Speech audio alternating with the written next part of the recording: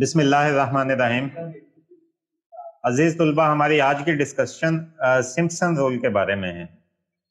ये हमारा numerical integration के हवाले से आज दूसरा लेक्चर है। इस रूल को समटाइम्स सिम्पसन 1/3 रूल भी कहते हैं। उसकी वजह उसमें आगे चल के इक्वेशन के अंदर फैक्टर 1/3 जो है वो इन्वॉल्व होता है।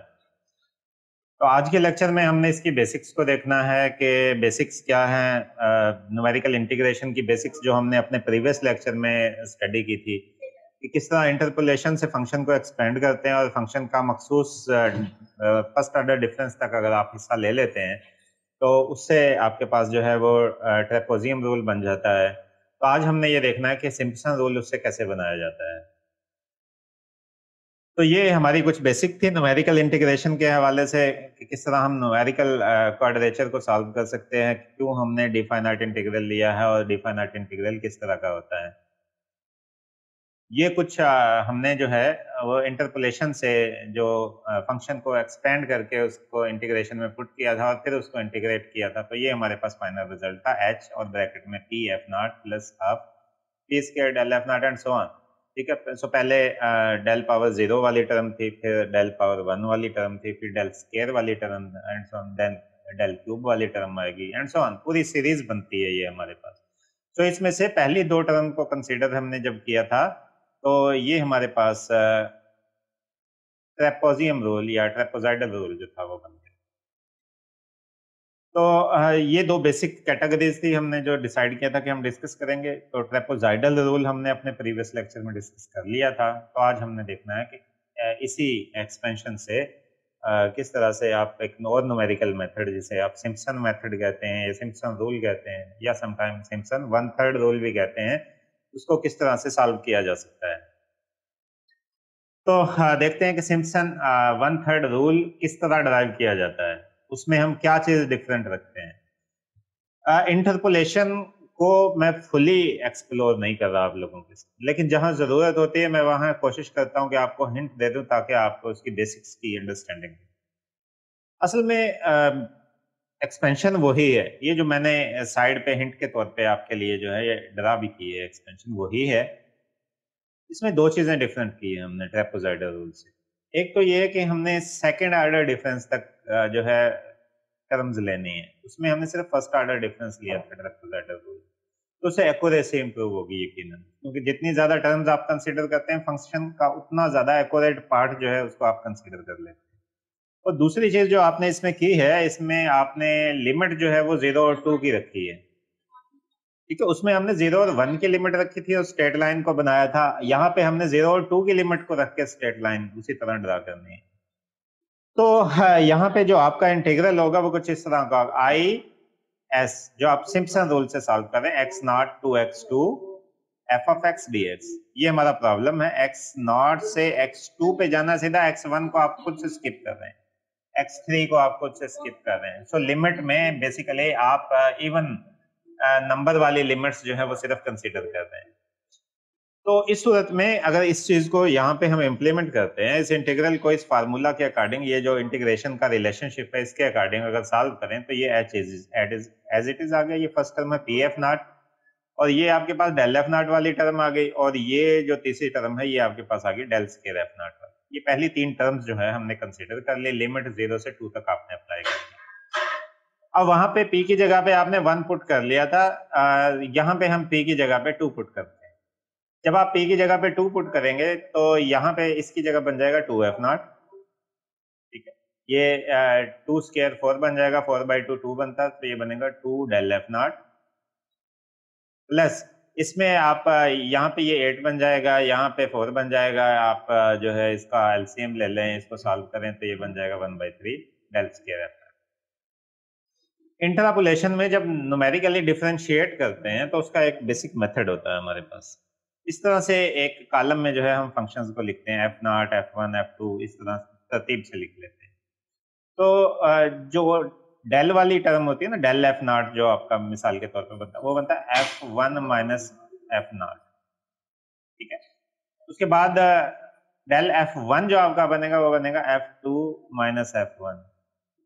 ठीक है, और जब आप स्केयर वाली टर्म को सॉल्व करेंगे तो इन दोनों का डिफरेंस जो होगा वो आपके पास डेल स्केयर वाली टर्म आ जाएगी। बेसिकली यही एक हिंट है जो इस फार्मूले में शायद इंटरपोलेशन और न्यूमेरिकल डिफरेंशिएशन को समझे बगैर अंडरस्टैंड करना मुश्किल है, तो वो इसीलिए मैंने हिंट के तौर पे यहाँ पे प्रेजेंट किया। तो ये देखें आपने क्या किया, h है 2f0 एज इट इज, तो ये डेल f0 की जगह पे आपने क्या कर दिया, f1 माइनस f0 प्लस 1/3, और ये देखें आपने क्या किया, f2 minus 2f1 plus f0। अब इसको अगर आप सॉल्व कर लें तो ये बनता है f2 minus 2f1 plus f, ये बेसिकली डेल स्क्वायर f0 की जगह पे आपने ये वैल्यू।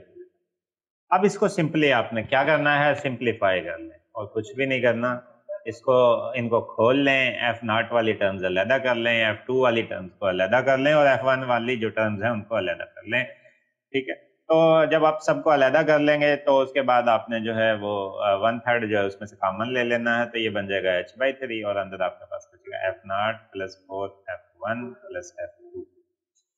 ये तो तब था जब आपने सिर्फ सिंगल इंटरवल लिया था।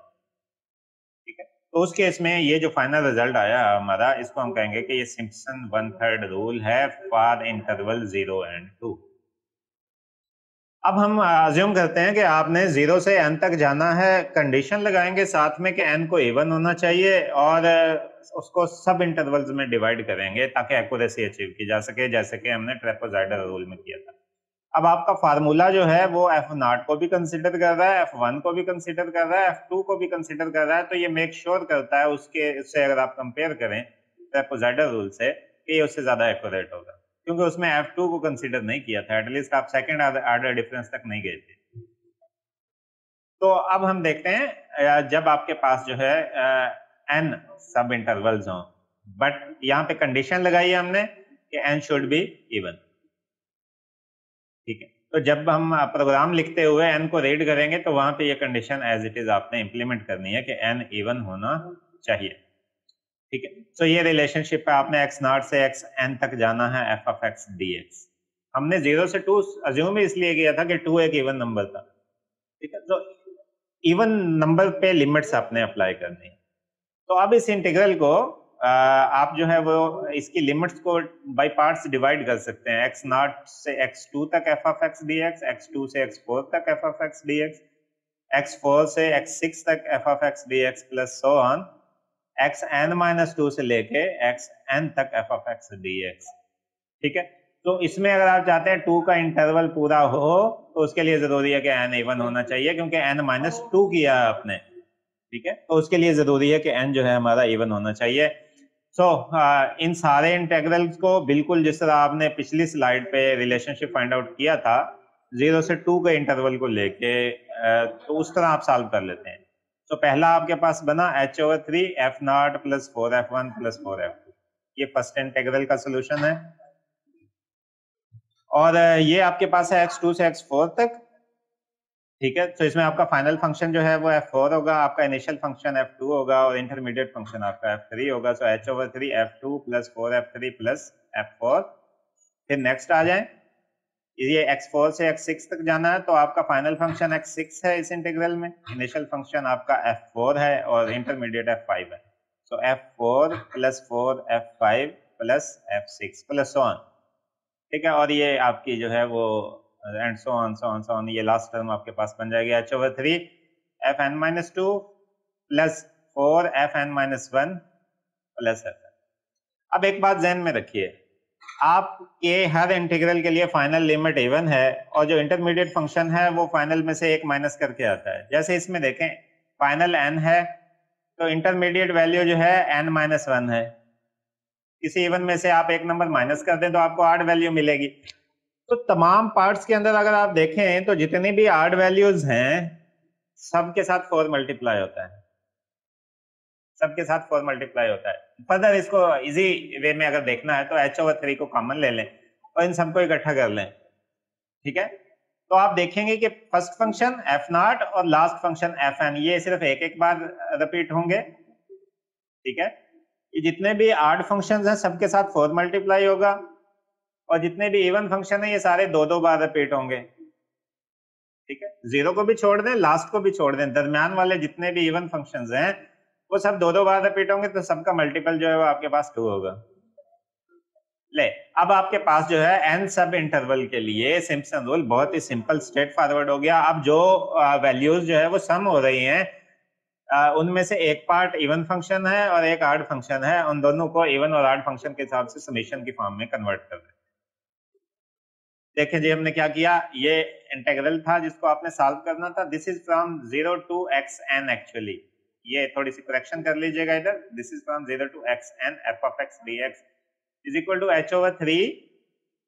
ये थे इंडिपेंडेंट फंक्शन जिनके साथ किसी को मल्टीप्लाई नहीं करना, तो इनको आपने डायरेक्ट ऐड कर दिया f0 प्लस fn, बिल्कुल पहला और बिल्कुल आखिरी। ठीक है, फर्स्ट वैल्यू और आखिरी वैल्यू 0 और n हमने चूंकि देना है तो ये पहले से वेल नोन होंगे, बाकी इंटरपोलेशन से हमने कैलकुलेट करने हैं। प्लस 4, ये देखें आपने किया i स्टार्ट फ्रॉम 1, ठीक है, ये किस केस में है, i ऑड है and goes up to n-1, ठीक है, तो ऑटोमेटिकली i ऑड आएगा। तो जितने भी ऑड फंक्शंस होंगे आपके पास उनको आपने 4 से मल्टीप्लाई करना है और उनका समेशन लेना है। प्लस दूसरे केस में आपने i को 2 से शुरू करना है, i को इवन रखना है, दो दो का स्टेप से जाना है, n-2 तक जाना है, तो ये सारे इवन फंक्शंस होंगे, उसको आपने 2 से मल्टीप्लाई करना है। ठीक है, फिर ये जो 3 फैक्टर आए हैं ये स्क्वायर ब्रैकेट में हमारे पास, इन तीनों को हमने ऐड कर देना है और फाइनली h से मल्टीप्लाई कर देंगे और 3 से डिवाइड कर देंगे। ये h डिवाइडेड बाय जो 3 है, दिस इज बेसिकली 1/3, जिसकी वजह से इस रूल को सिम्पसन 1/3 रूल भी कहते हैं। ठीक है, इस 1/3 की वजह से ये h/3 के साथ जो 1/3 है सिम्पसन 1/3 रूल भी कहते हैं। बिल्कुल इसी तरह का एक रूल जो है सिम्पसन की मॉडिफिकेशन है, सिम्पसन 3/8 रूल भी है, उसको आप खुद से स्टडी कीजिएगा, बिल्कुल इसी तरह है। उसमें यहाँ पे 3/8 आ जाएगा, तो आप देखेंगे सिम्पसन 3/8 रूल में और 1/3 रूल में बुनियादी तौर पे क्या फर्क है। तो हम जो है आज 1/3 रूल को चूंकि डिस्कस कर रहे हैं, तो उसमें जितनी भी फंक्शनल वैल्यूज हैं ऑड, उनके साथ 4 मल्टीप्लाई होता है और फिर उनको ऐड करते हैं, सबको जमा करेंगे और 4 से मल्टीप्लाई कर देंगे, और जितने भी इवन फंक्शनल हैं सबको जमा करेंगे, और 2 से मल्टीप्लाई कर देंगे। फिर ये आपके पास जो 3 पार्ट्स आएंगे, इन पार्ट्स को आपने इकट्ठा कर देना है और फिर h से मल्टीप्लाई कर देना है और 3 से डिवाइड कर देना है। ले जी, सिम्पसन 1/3 रूल की एक्सप्लेनेशन हमारे सामने मुकम्मल हो गई। ये बिल्कुल स्ट्रेट फॉरवर्ड सिंपल सा रूल था। तो जिस तरह ट्रेपेजॉइडल रूल किया था उसी तरह सिम्पसन रूल है, बस फर्क क्या है कि उसमें आपने सेकंड ऑर्डर डिफरेंस लिया, उसमें हम सिर्फ फर्स्ट ऑर्डर डिफरेंस तक गए थे। इसमें आपने बेसिकली एक्यूरेसी को एनहांस किया है, बढ़ाया है। इसमें आपने एक और चीज की है कि इसमें इवन नंबर ऑफ सब इंटरवल आपने लेने हैं, ये इसमें रिस्ट्रिक्शन है। उसकी वजह से आपको थोड़ी सी एक्स्ट्रा कंडीशन एल्गोरिदम में या प्रोग्राम में है जो इंट्रोड्यूस करवानी पड़ेगी, जो ऑड और इवन फंक्शन को अलग-अलग करता है। ठीक है, बाकी समेशन किस तरह करना है उसके लिए आप मेरे ख्याल में सारे एक्सपर्ट्स हैं। तो अब हम देखते हैं इसके एल्गोरिदम को। एल्गोरिदम में भी और प्रोग्राम में भी मैंने साथ साथ जो हमने मैथमेटिक्स डिस्कस की है वो हिंट के तौर पे जो है वो साथ में तस्वीरें उसकी लगाई हैं, ताकि आपको समझने में आसानी हो कहाँ कौन सा फार्मूला इंप्लीमेंट किया। सो एल्गोरिदम में सबसे पहले हम स्टार्ट करेंगे, उसके बाद जो भी फंक्शन जिसको आप इंटीग्रेट करना चाहते हैं उसको डिफाइन करेंगे। उसके बाद आपने रीड करनी है लोअर लिमिट, अपर लिमिट, जो आपने इंटरवल्स डिफाइन करने, सब इंटरवल्स, ठीक है, और साथ कंडीशन लगा देंगे कि सब इंटरवल शुड बी इवन। उसके बाद आपने जो है स्टेप साइज कैलकुलेट करना है, यानी कि आपने h कैलकुलेट करना है। h कैलकुलेट करने के लिए आप क्या करेंगे, xn minus x0 over n, यहाँ पे p के साथ फार्मूला रिप्रेजेंट किया है, अगर इस p को n से रिप्लेस कर दें तो h और p इंटरचेंज हो सकते हैं। तो h की वैल्यू कैलकुलेट की है यहाँ पे आपने, upper limit xn, lower limit x0 divided by n, इतने सब इंटरवल्स हमने यूजर ने एंटर किए होंगे उससे ये डिवाइड कर देगा, नंबर ऑफ सब इंटरवल। इसके बाद आपने फर्स्ट और लास्ट फंक्शन को ऐड कर लेना है, तो वही आपने किया, ये मैंने पिक्चर हिंट के तौर पे आपके लिए लिखी है। Integration value is equal to f of lower limit plus f of upper limit, ये आपने अलग से ऐड करके रख लेना है। ठीक है, उसके बाद आपने साथ ही काउंटर चलाना है, यहाँ पे i को 1 से शुरू करना है और i की वैल्यू को यूज कर करके k की वैल्यू निकालेंगे। k एक केस में आपके लिए इवन होगा, एक केस में आपके लिए ऑड होगा। इवन के केस में आप ऑड डिसीजन लेंगे, ऑड के केस में आपने ऑड डिसीजन लेना है। कैसे ऑड डिसीजन लेना है, ये पॉइंट नंबर 8 में अगर आप देखें, हम कहेंगे i मॉडुलस 2 अगर ये 0 के बराबर आ जाता है, यानी आप किसी नंबर i को लेते हैं, उसको 2 से डिवाइड करते हैं और उसका आंसर पूरा पूरा 0 आ जाता है, तो इसका मतलब वो पूरा पूरा तकसीम हो गया उससे, तो वो नंबर यकीनन एक इवन नंबर होगा। ठीक है, अगर ये कंडीशन फॉल होती है तो एल्स के केस में आप क्या करेंगे, आड नंबर है आपके पास, आप उसमें फंक्शन को 4 से मल्टीप्लाई करेंगे। ठीक है, तो इंटीग्रेशन वैल्यू जो कि इनिशियली क्या थी, f not plus f n, ठीक है, उसमें इवन वाली टर्म 2 से मल्टीप्लाई होने के बाद ऐड होगी, integration value is equal to integration value plus 2 multiply by f of k, ये वाली टर्म जो है इवन फंक्शन वाली। अदरवाइज क्या है, integration value is equal to integration value plus 4 f of k and a. तो ये बुनियादी असल चीज है जो लॉजिक में हमें जो है समझने की जरूरत है। बाकी तो बेसिकली इक्वेशन को इम्प्लीमेंट करना होता है, तो इक्वेशन में जो लॉजिक इन्वॉल्व है उसमें किस तरह कंडीशन लगाएंगे, किस तरह उसकी लूपिंग करेंगे, बस यही प्रोग्राम में इंपॉर्टेंट होता है जो हमें समझना चाहिए। लास्ट में आपने क्या करना है, x से मल्टीप्लाई करना है और 3 से डिवाइड कर देना है। सो ये स्टेप नंबर 10 जो है आपका, इसमें आपने क्या, इंटीग्रेशन जो वैल्यू आपकी आई है उसको आपने स्टेप साइज यानी h से मल्टीप्लाई किया और 3 से डिवाइड कर देना है। यहाँ आपका जो है सिम्पसन रूल कंप्लीट हो जाता है। उसके बाद आप जो भी फाइनल रिजल्ट आएगा उसको स्क्रीन पर डिस्प्ले कर देंगे और अपने प्रोग्राम को स्टॉप कर देंगे। तो ये बेसिक स्टेप्स हैं एल्गोरिदम के। सो जब हमें एल्गोरिदम की समझ आ जाती है तो फिर हम इस पोजीशन में होते हैं कि इसके लिए प्रोग्राम लिख सकते हैं। तो देखें इस मेथड के लिए किस तरह से हम प्रोग्राम लिख सकते हैं। So these are the basic header files. ठीक है, इनको इसलिए नहीं बदला जा सकता है, इनमें से अभी कुछ ऐसी हैं जिनकी शायद हमें जरूरत नहीं है। लाइक इस केस में हम मैनिपुलेटर्स जो है उसे इस्तेमाल नहीं करते, अगर आप चाहें तो कर भी सकते हैं, इसलिए मैंने हेडर फाइल्स को बिल्कुल नहीं छेड़ा, एज इट इज रखा है ताकि तमाम प्रोग्राम्स में आपको हेडर फाइल्स को याद रखने में आसानी हो, एक ही जैसी सिंक्रोनाइजेशन, एक स्मूथ बिहेवियर है। उसके बाद आपने फंक्शन को डिफाइन करना है। ठीक है, तो फंक्शन को भी मैंने नहीं बदला, जो हमने ट्रेपेजॉइडल रूल में फंक्शन रखा था एज इट इज वही फंक्शन हमने इस मेथड के लिए भी चूज किया। यहां से आपका मेन प्रोग्राम जो है वो स्टार्ट होता है इंट मेन से, और ये करली ब्रैकेट जो आपने लगाई है, स्टार्टिंग करली ब्रैकेट, ये मेन फंक्शन की बॉडी के स्टार्ट को इंडिकेट कर रही है। यहां से आगे इस ब्रैकेट के अंदर जो भी लिखा जाएगा वो मेन फंक्शन की बॉडी होगी। इसके बाद आपने वेरिएबल्स डिक्लेयर करने हैं, ऑलमोस्ट सेम वेरिएबल्स हैं जो कि ट्रेपेजॉइडल रूल में थे। लोअर लिमिट के लिए, अपर लिमिट के लिए, इंटीग्रेशन, ठीक है, इंटीग्रेशन जो भी वैल्यू आपका फाइनल रिजल्ट आना है, जो स्टेप बाय स्टेप चीजें ऐड करनी है वो सारी आप इंटीग्रेशन में स्टोर करेंगे। क्योंकि इसमें बार बार एडिशन करनी होती है तो इसको हम 0 से शुरू कर लेते हैं। ठीक है, स्टेप साइज h है आपका, k है। अच्छा, एक आपको मैं सिंपल सी बात बताता हूँ कि इसको आप फर्दर सिंप्लीफाई भी कर सकते हैं। ये पूरे मैंने स्ट्रिंग पूरे नाम रखे हुए हैं, आपके लिए जरूरी नहीं आप x नॉट, x n इस तरह के नाम भी रख सकते हैं। इंटीग्रेशन के लिए i s, स्टेप साइज के लिए आप h इंट्रोड्यूस करवा सकते हैं, सब इंटरवल के लिए आप n इस्तेमाल कर सकते हैं।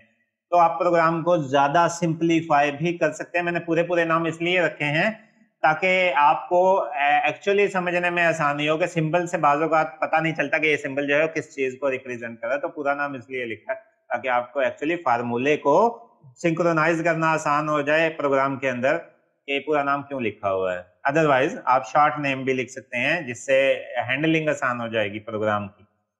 ठीक है, तो थोड़ा आपको टाइपिंग वर्क का बेसिकली कम करना पड़ेगा, तो प्रोग्राम सिंपल और हल्का फुल्का लगेगा आपको। 3 चीजें आपने रीड करनी है। लोअर लिमिट, उसके लिए आपने यूजर को कहा enter lower limit of integration seen, lower लिखा आपने, तो यूजर कीबोर्ड के जरिए जो वैल्यू एंटर करेगा वो लोअर वेरिएबल को असाइन हो जाएगी। फिर आपने यूजर को कहा एंटर द अपर वैल्यू, तो यूजर जो भी वैल्यू एंटर करेगा वो अपर को असाइन हो जाएगी। इसी तरह एंटर द सब इंटरवल, जो भी सब इंटरवल होगा सीन करके वो सब इंटरवल जो है वो यूजर कीबोर्ड के जरिए दे देगा और वो सब इंटरवल वेरिएबल को असाइन हो जाएगा। इसके बाद हमने h की वैल्यू को कैलकुलेट करना है। h को हमने यहाँ नाम दिया स्टेप साइज का। ठीक है, तो उसके लिए रिलेशनशिप फार्मूला मैंने वो हिंट के तौर पे ऊपर लिख दिया, h is equal to x n minus x not divided by n। So upper minus lower, upper limit के लिए अपर नेम यूज किया था हमने, लोअर लिमिट के लिए लोअर यूज किया था, डिवाइडेड बाय n के लिए सब इंटरवल मैंने लिया था। ठीक है, आप इसको सिंप्लीफाई ऐसे भी कर सकते हैं, x n minus x not divided by h. अगर आप स्टेप साइज को एच से रिप्रेजेंट करते हैं, सब इंटरवल को एन से रिप्रेजेंट करते हैं, अपर को आप जो है वो एक्स एन से रिप्रेजेंट कर दें और लोअर को आप एक्स नॉट से रिप्रेजेंट कर दें, तो लें सो एच को कैलकुलेट कर लिया अब आपने। अब आप जो है वो उस मेथड पे आ जाएं बेसिकली जिसको हमने सॉल्व करना है। तो उस मेथड में सबसे पहली टर्म जो आपके पास थी वो थी f not plus f n.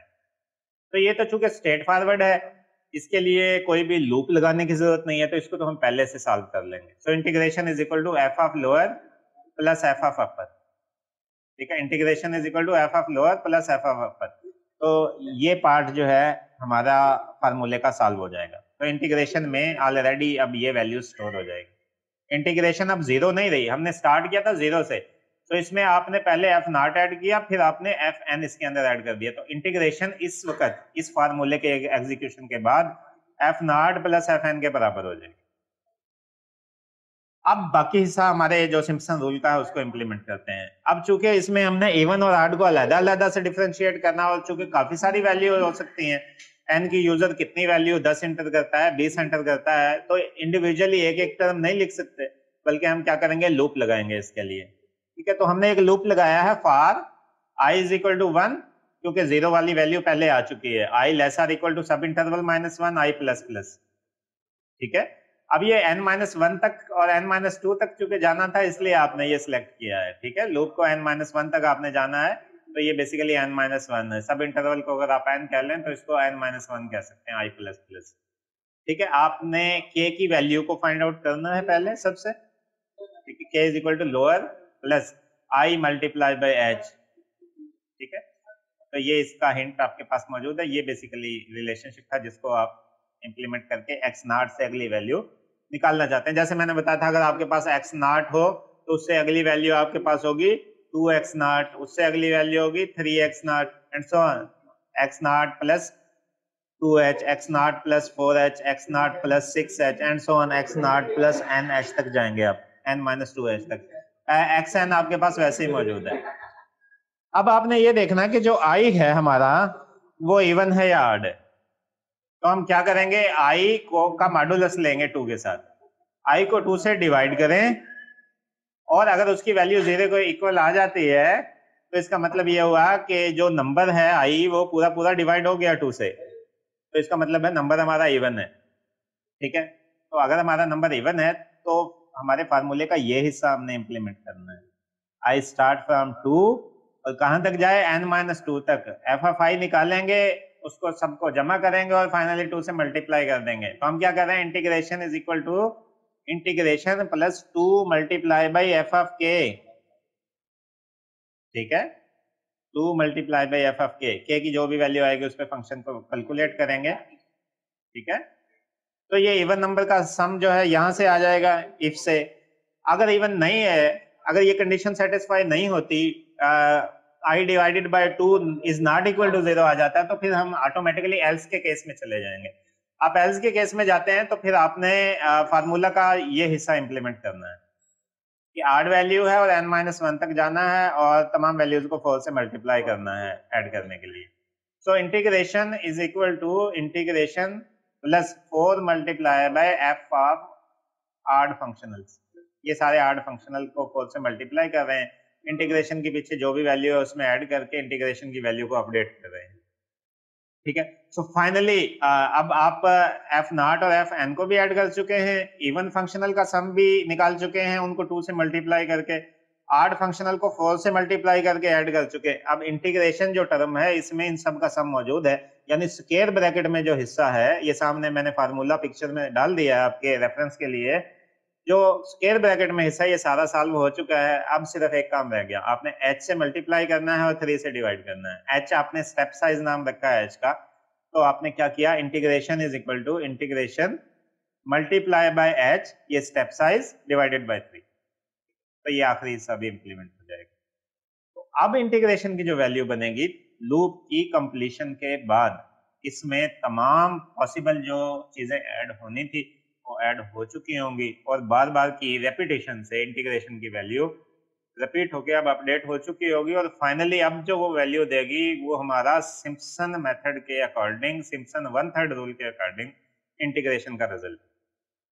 तो इस तरह सिम्पसन रूल की प्रोग्रामिंग जो है वो यहाँ पे कंप्लीट हो जाती है। अब सिर्फ आपने रिजल्ट को डिस्प्ले करवाना है। तो रिजल्ट को डिस्प्ले करवाना बिल्कुल वैसे ही है जैसे कि हमने ट्रेपेजॉइडल रूल के लिए किया था। सी आउट एंड लाइन आपने लाइन चेंज करने के लिए किया है। Required value of integration is, चूंकि इसको आपने डबल कोटेशन में लिखा है तो ये एज इट इज स्क्रीन पे डिस्प्ले हो जाएगा। और इंटीग्रेशन जस्ट ये वेरिएबल के तौर पे आपने यहाँ लिख दिया, इसकी जो भी वैल्यू होगी स्क्रीन पे प्रिंट हो जाएगी। रिटर्न 0 करके आप प्रोग्राम को एंड कर ले जी। ये हमारी आज की डिस्कशन थी। ये इसकी आउटपुट है उस मेथड की। मिसाल के तौर पे आपने लोअर लिमिट 0 एंटर की है, फाइनल लिमिट 6 एंटर की है और सब इंटरवल जो है आपने 12 एंटर किए हैं। 12 क्यों किए हैं? इवन नंबर है और ये हमारी रिस्ट्रिक्शन है, कंडीशन है सिम्पसन मेथड की कि हमने सब इंटरवल n की वैल्यू यकीनी तौर पे सिर्फ इवन नंबर ही रखनी है, अदरवाइज आप इस मेथड को अप्लाई नहीं कर सकते।